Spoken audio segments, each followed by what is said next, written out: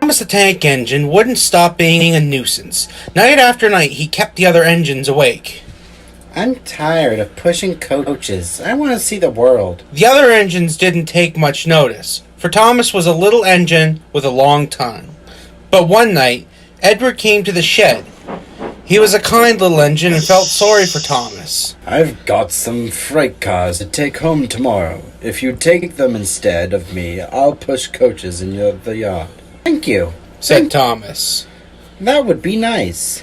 Next morning, Edward and Thomas asked their drivers, and when they said yes, Thomas ran off happily to find freight cars. Now, the freight cars were silly and noisy. They talk a lot and don't attend to what they're doing. And I'm sorry to say they play tricks on an engine who isn't used to them. Edward knew all about the freight cars. He warned Thomas to be careful, but Thomas was too excited to listen.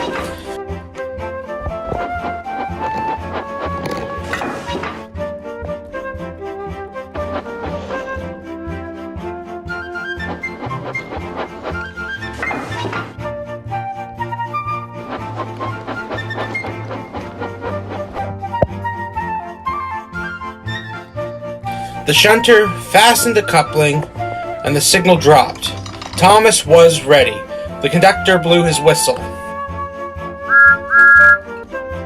and started off, but the freight cars weren't ready.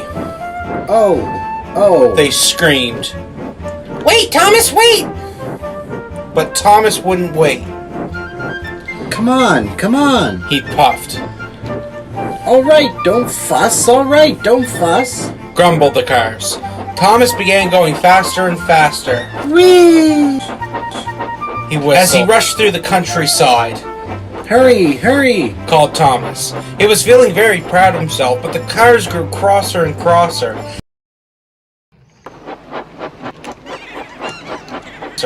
At last, Thomas slowed down as he came to Gordon's Hill.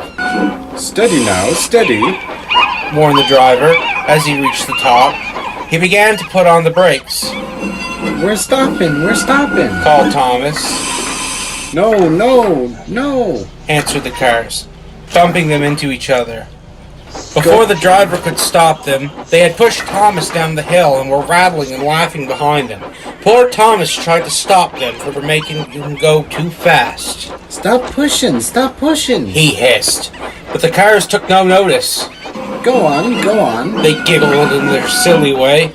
There's the station. Oh dear, what shall I do? cried Thomas. They rattled straight through and swerved into the goods yard. Thomas shut his eyes. I must stop. When he opened his eyes, he saw he had stopped just in front of the buffers. There, watching him, was Sir Topham Hatt. What are you doing here, Thomas? He asked. I brought Edward's freight cars, Thomas answered. Why did you come so fast? I didn't mean to, I was pushed, said Thomas. You've got a lot to learn about freight cars, Thomas.